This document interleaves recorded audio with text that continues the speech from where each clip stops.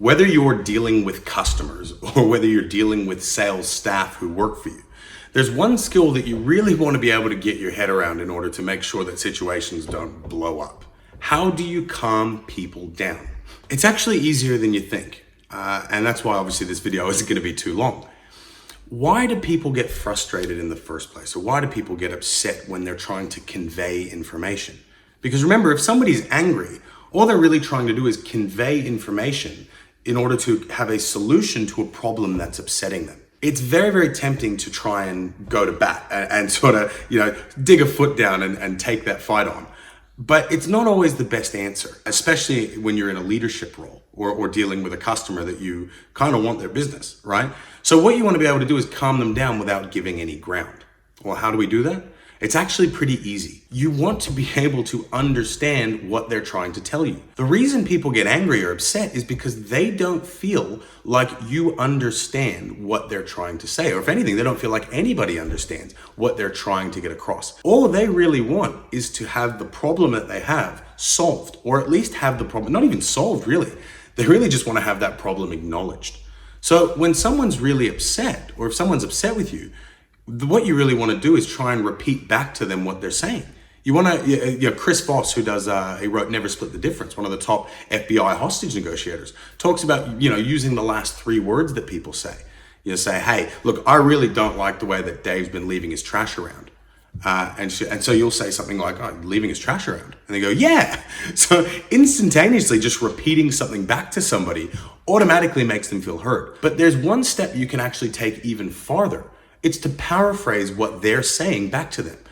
It's a really good habit to get into, and it's one that took me a long time. Again, I've got the worst ADD in the world. Well, I'm not in the world, but it's pretty darn bad.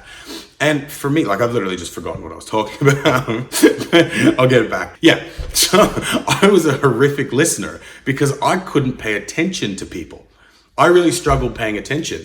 And what I realized is I don't have to be that great at paying attention.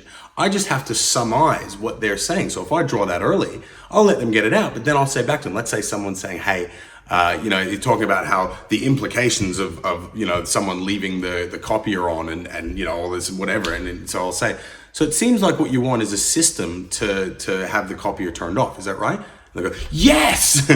And you watch, the funniest thing in the world, it's like when you're getting a sports massage and the muscle just releases, right? All that tension goes out. As soon as you can identify the problem that the person is trying to convey to you, you don't even have to have a solution. They just want to feel heard. And you'll notice there's a physiological reaction that as soon as you hit on the head exactly what the issue is, you'll see them go, yeah, that's exactly it. And the shoulders will go back and the head will go back up. And now you're opening a dialogue. Now you can have a solution together.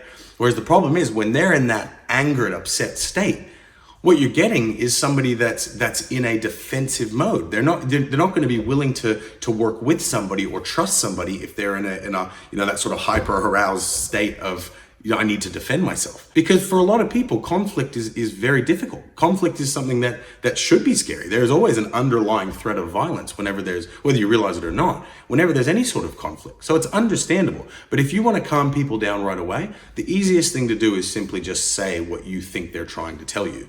And the added benefit is if you get it wrong, they can then tell you and then you can have a better idea. So we're not necessarily assuming, we're listening, we're actively listening to the customer or the person, but we want to make sure that we're getting right what they're trying to say. If you can do that, you can calm anybody down anytime. Happy hunting, guys.